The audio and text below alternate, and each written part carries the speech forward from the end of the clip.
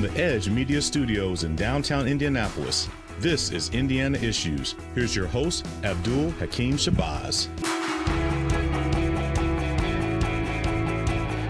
And thank you for joining us for this edition of Indiana Issues, coming to you from the Edge Media Studios in downtown Indianapolis.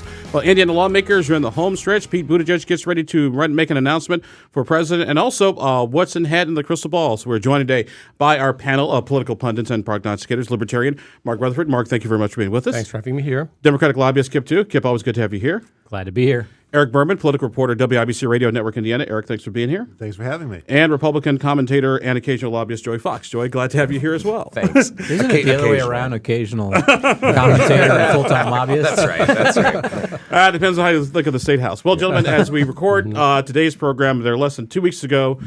Indiana General Assembly, we've still got lots of things to get through. Got a budget, got to figure out gaming.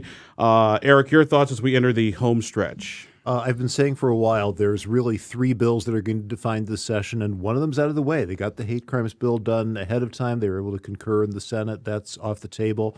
The gaming bill and the CIB bill, that's what's going to occupy a lot of time because there's a lot of moving parts. There's not obvious partisan lines on those two. It's not clear what form those take. In the case of the gaming bill, it's not 100% clear, although it's probably 90% clear that it passes at all. I think something gets through, but those are the ones that are going to go down to the wire. And, of course, we've got a budget to write. Kip, you've been following this process for a long time. Your thoughts as we are sort of in these last couple weeks? Well, the only thing I would disagree with my good friend Eric Berman is I believe the CIB bill may be done. I'm hearing that there's maybe a concurrence that the House and Senate have been working behind the scenes the whole time on this thing, and the changes that were made in the House are the changes that are going to be accepted in the Senate. There's a small wager out there. I'm not going to say among who about whether that's actually true or not. But, is that authorizing the gaming bill? Is that part of it's not. It is definitely illegal. But, there are a lot of changes were made in the House side on the CIB bill. The Pacers announced with the CIB today that the expansion of the arena, it's very exciting for the city of Indianapolis. And it got a heck of a vote yesterday in the House. It was, I think, 78-13. Yeah. Don't think very many people expected that to be the case when it came out of Ways and Means, but it was a big, big vote for the CIB, the city of Indianapolis. And really, it's an excellent thing for all of Indiana. Joey, let me get your thoughts as we're sort of in these last 2 weeks of the legislative session. Well, these are the only 2 weeks that matter, right? like a basketball game, it's always the last 2 minutes. Yeah, no, that's right. Right, we come in January and everybody's got all their bills that they've filed, and everybody's very very uptight about what's going to happen. It's like, just hold on, wait till April. Joey's never uptight about it. never. So I agree. So we've got the CIB hanging out there. You've got gaming. You've got the budget. What I always think is more fun as an observer of this process is all the other stuff, right? And everything's important to someone, right? In that building, but it's very fun to watch because all the oxygen in the room kind of gets sucked up by these big issues, and then you've got like extensive changes to law that start happening on these kind of unanimous votes that kind of go through on some of these amendments, and stuff starts happening. So I think that and why we're all grateful for people like Eric who keep tabs on that building for all the other stuff that's going on. I think it's fascinating. Let me get you in, Mark. Yeah, I'm very fascinated with the upcoming conference committee for the budget, and what's really made me intrigued by it is how DCS, Department of Child Services, is being treated.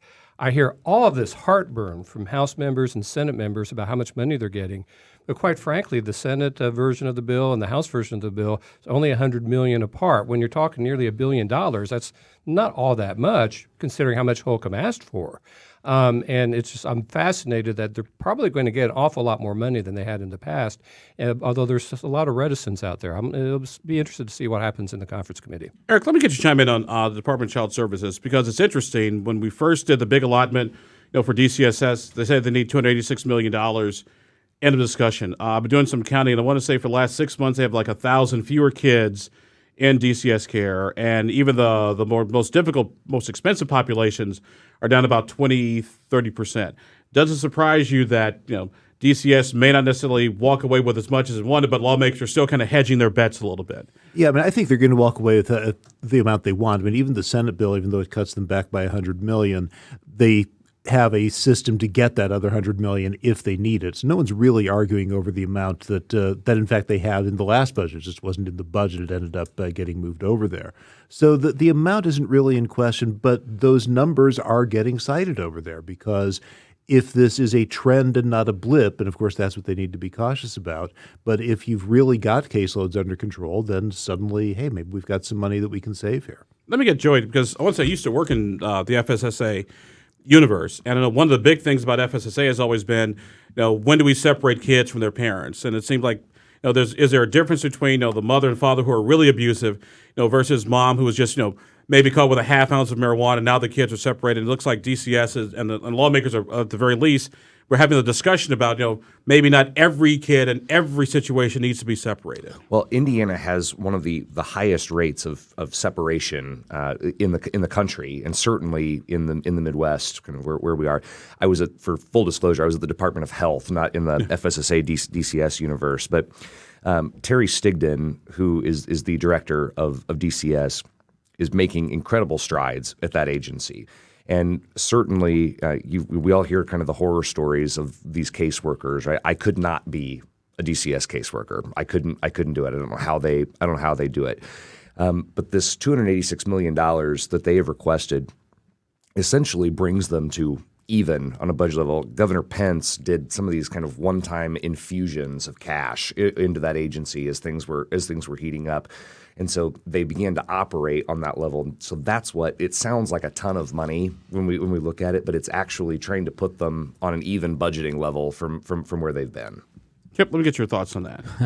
I'm just going to observe this. The year 2004, I was the Democratic state chairman for Governor Joe Kernan. There was I think 2 or 3 week expose in the front page of the Indianapolis Star about how broken DCS was. Here we are. How many more? 14 years later, and it's still above the fold conversation that it hasn't been fixed. I would say in 2004, the Republicans beat us up about it daily, talking about our inability to manage state government and use DCS as the number one example. Yet 14 years later, they haven't fixed it.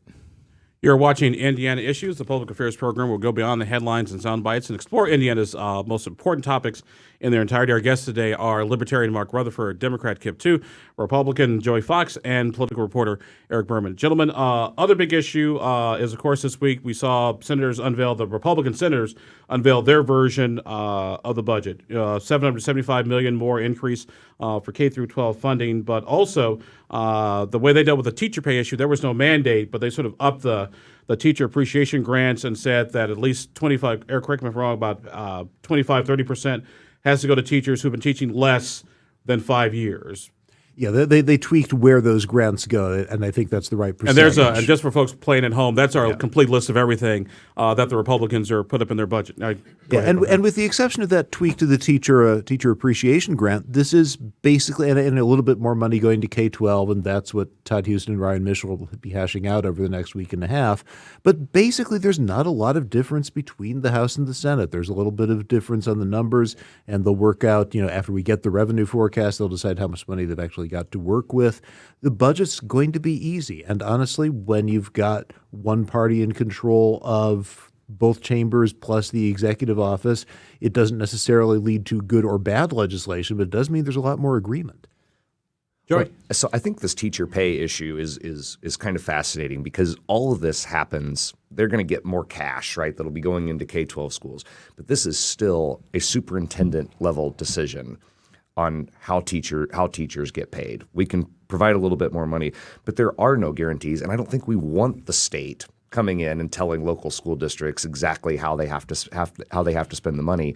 But I do hope that the advocates who've been at the State House every day, that for the teachers, all these folks, know that their lobbying effort now needs to move to their local school board and to their superintendent, because just because they're going to get a bunch more cash does not necessarily mean that it goes to teacher pay. They're going to have to start lobbying their administrators to make sure that that money goes where they think it should. Kip, let me ask you about that, because the one thing that's always struck me about this entire process has been, okay, let's get more money to schools so teachers can get paid more, but there was no mandate, and to me, that's the only way you guarantee that the teachers get paid is if the new money actually goes to them. Now, maybe the school district can figure out, okay, how much, which teachers get what raise and whatever, but I still can see how you do this without any sort of mandate attached to those new dollars. Well, I don't disagree with what Joey and how he characterized the situation, but the fact of the matter is we don't provide enough money.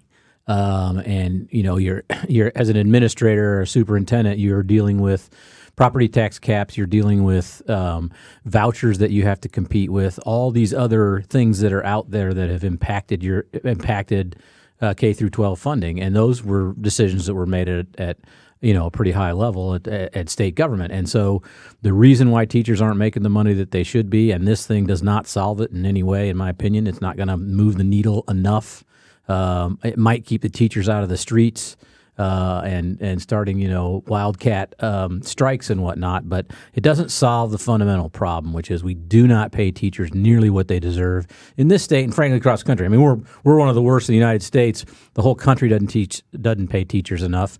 And show me your budget, and I'll show you what you value. And we should be valuing teachers. And the Republican budget spend well over 50% of every dollar on education. I mean, and I it's think not enough. I mean, so raise taxes, right? Is that the response? We haven't had an income tax increase in the state of Indiana since I think 1985. I believe we've cut them. 87, right? which was also for 87. education. Yes, 87. Right, and we've been able to cut taxes and still have quality metrics that are excellent. Well, once we're talking about money and taxes and revenue, let's get my Libertarian friends. Yes. I might be outnumbered here. Just consider basketball 4-point defense or something like that. No, I'm with you about the problem is really a local problem. Could there be more money for teachers? I think teachers are underpaid. I also think a lot of administrators are overpaid. That's my personal opinion. And that's a local issue that needs to be dealt with. We've got to do reform at the local level. And I'm going to talk about my mother. She was a teacher and she was in the union. And she loved the local union because it would do things about getting the school system, I won't name it, doing what they thought needed to be done. They were very effective. She didn't think the state was very important because she thought it was you had to deal with the local district. And that's what really needs to be done. The General Assembly can do stuff by setting priorities, by giving instructions, I don't want mandates from the General Assembly, but it could have more guidance so that administrators, school boards, and superintendents do more to pay teachers and give them the freedom to teach and to earn what they should earn to do what they do. Something, Eric, that came out of this, out of the Senate side of things, I want to get your thoughts, was the school safety issue. And, of course, money for school safety grants. Schools get a little bit more in the first part of the biennium, a little bit less. But that's also tied in the backdrop of now for referendum, at least from the Senate perspective, we can have them for capital expenses, we can have them for operational expenses, and now we can have them for school safety. Yeah, and that's a referendum that probably is going to do a lot better than some of your general fund referenda. I think that's going to be something that's easy to sell to parents.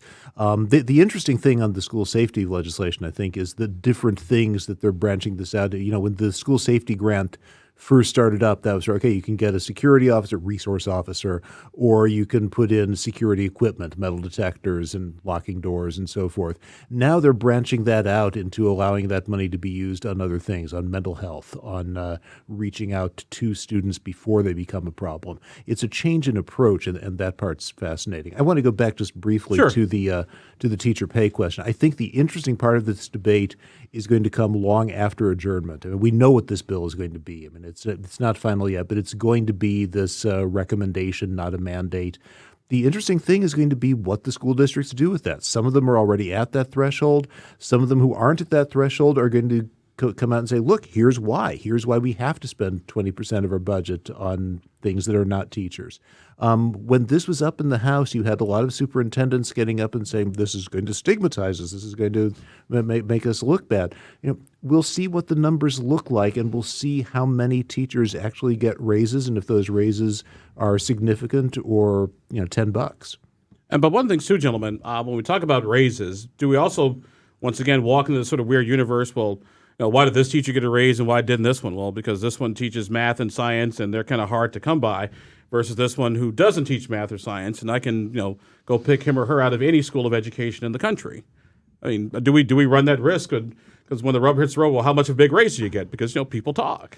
Well, that's why these are local decisions. I mean, to Kip's point, right? Who says we need to spend more money, right? I know this isn't as much as Kip would probably like us to be spending, but they're going to get this whole extra chunk now. But I don't think we want to be in a position where the Indiana General Assembly is telling more than they already do local governments and local school districts exactly what they've got to do and how they have to do it. You're watching Indiana Issues, coming to you from the Edge Media Studios in downtown Indianapolis. We're going to take ourselves a quick break. When we come back, it looks like Pete Buttigieg is going to be making a big run for the presidency. And also that higher ed scandal that you heard quite a bit about at the national level. Did any of that make it down here to Indiana? We'll talk about that as well. You're watching Indiana Issues. We'll be right back.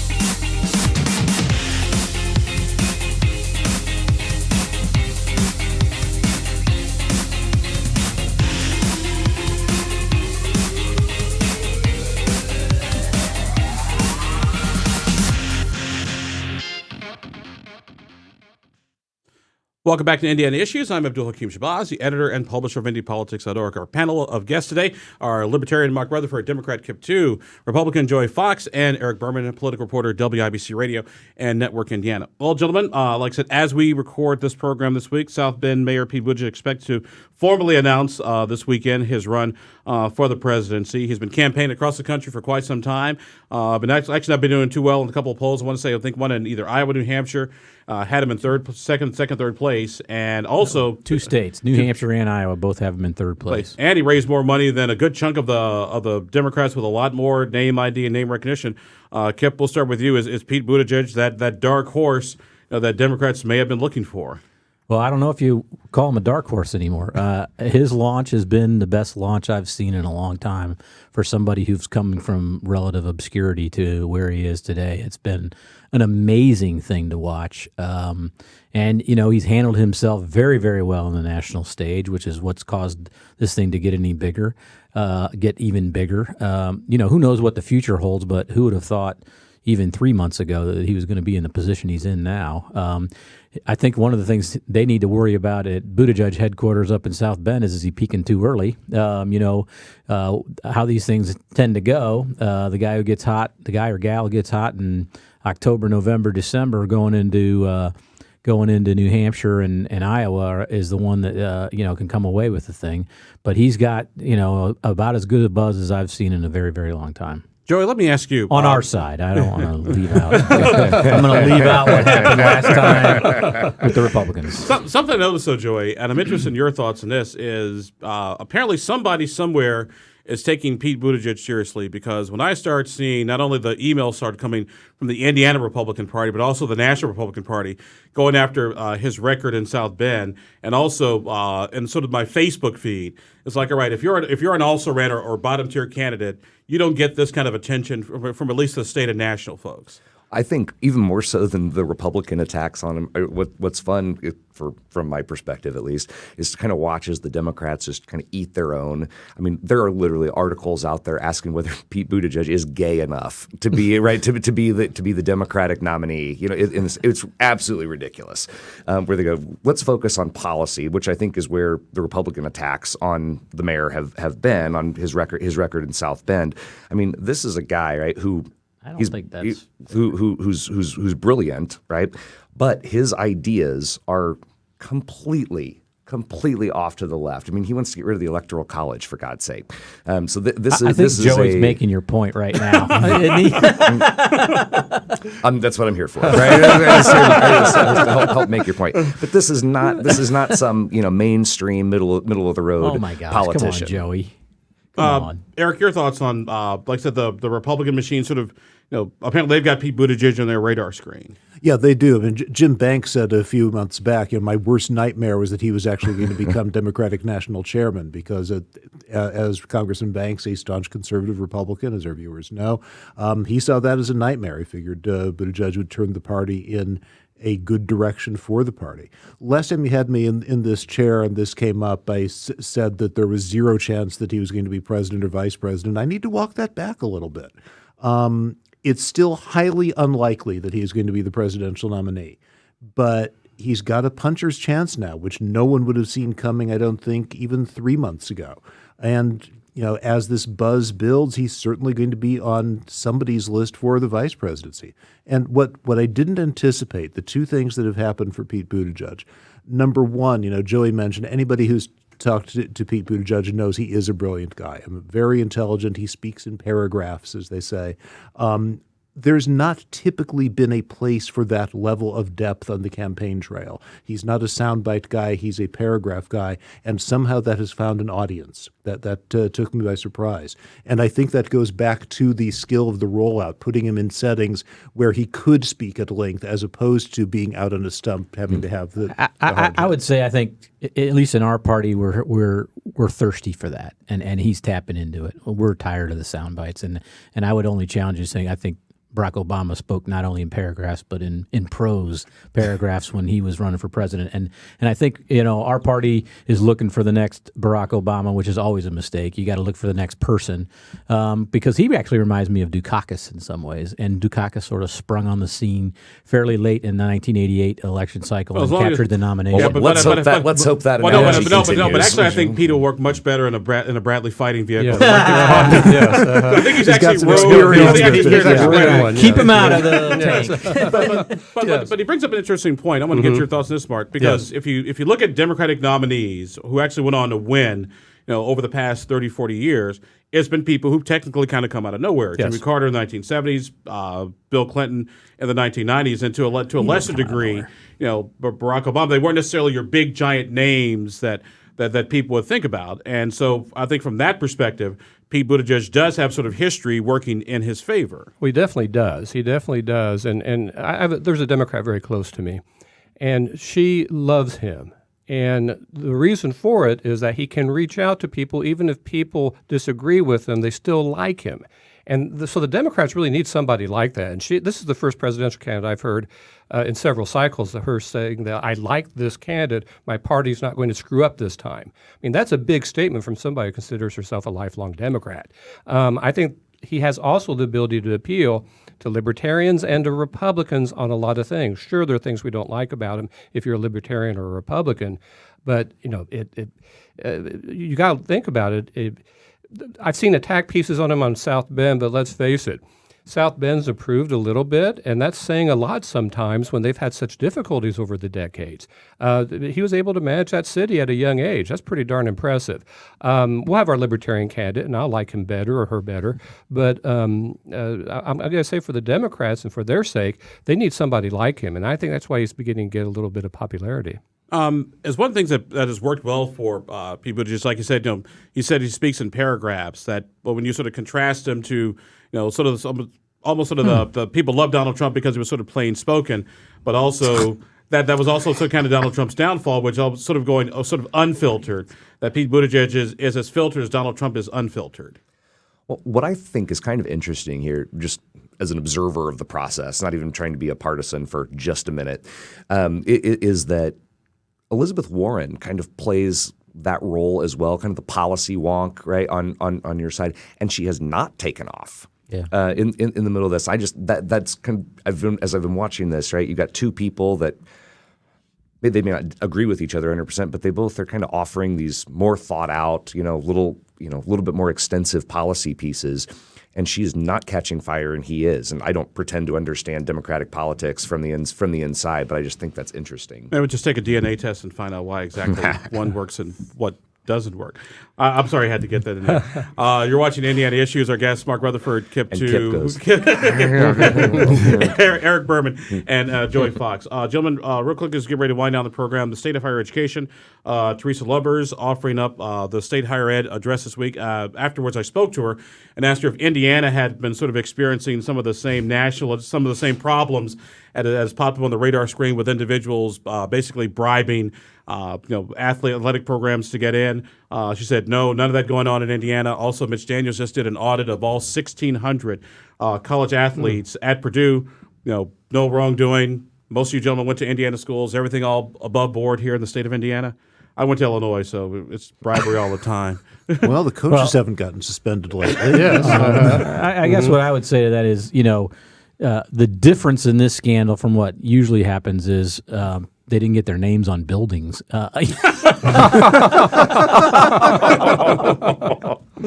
mean, the truth of the matter is people have been buying their kids' ways into these institutions for as long as we've had these institutions practically by people making huge donations to this, that, or the other thing. So it's not particularly a surprise, except it just seems more stupid the way they handled it to me. And it was interesting because the commissioner said she wouldn't want to cast aspersions on a parent who wants to help their kid, but are you really doing your son or daughter a favor by getting them admission into a place that's just not going to work for them because they're just not academically up to par? Being caught, they've ruined their children's lives. I mean, and shamed themselves in the process of it. So it's really it's an indicative point for our country as some of the things that are really wrong with it. Now, there's a right way to buy your way into a college and a wrong way. I mean, that's really what it boils down to. And they chose the wrong way, and they're going to be punished for it. I feel bad for the kids, because some of the kids I don't think even want to go to the schools. It's just they didn't want to go to school, period. Some didn't even want to go to school, period. See, this is why you say just do what Rodney Dangerfield did and back to school. Just There you buy go. a building. Just buy a building and dedicate it to yourself. Exactly. Thank you, Dean Mark.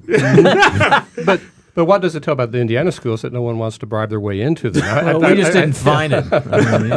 No. Indiana has great schools, by the way. Our guests today are Libertarian Mark Rutherford, Democrat Kip Tew, Eric Berman, political reporter at 93 WIBC, and of course Joey Fox. Gentlemen, near the end of our program, we'll make our political predictions and prognostications. What do we see in the crystal ball? Like as we said, as we record this program, we are 2 weeks out from the end of session and still just about 3-4 weeks out from municipal primaries. Mark, what are you paying attention to? Oh, I'm paying attention to the Carmel mayor's race because I find it's getting very interesting. And there's allegations of improprieties in here, and everybody's saying different stuff. And then the Democrat Party is asking for the election board to look into it. And it's just really fascinating to me to see that that's happening finally in Hamilton County. We're beginning to get a two-party system and more people involved with that. I think that's just a good, healthy thing. I doubt anything's going to come out of the election board thing and the hearing, but that is starting to happen, and it shows you it's beginning to get a little bit more competitive. It's always been competitive within the Republican Party in the primaries, and that's always been the election. I think whoever gets the primary win is going to move forward. The other thing I want to mention real quickly is that Mayor Hawks of Indianapolis is about to run out of time to get control of the pothole problem. And if he doesn't do it quickly, I'm seeing a Mayor Peterson getting in trouble and losing incident if he doesn't do that. Kip? Pacers in 6 over the Celtics. Bold prediction. I was going to go with Carmel, and Mark took that, but I'll point you to South Bend. We lose track that we've got a mayoral election coming up a couple of weeks after the session ends. Pete Buttigieg, I don't know if you've heard about this. He's not running for re-election. There's a hotly contested Democratic primary, which is, as they say, tantamount to election. Watch closely to see who emerges from that as the presumed next mayor of South Bend.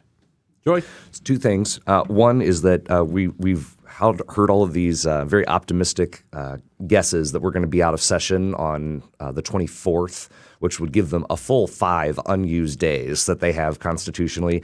I'm not buying it. I think they'll stay over the weekend. I think we may. I know. I'm not happy about it. But I agree with the maxim that they take all the time they have, not the time that they need.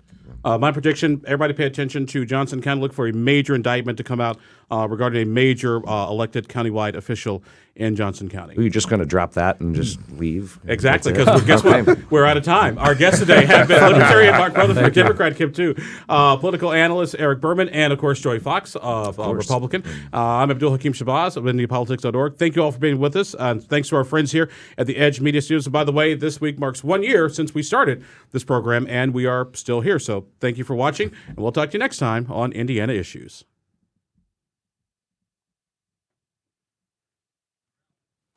It's been a year, really?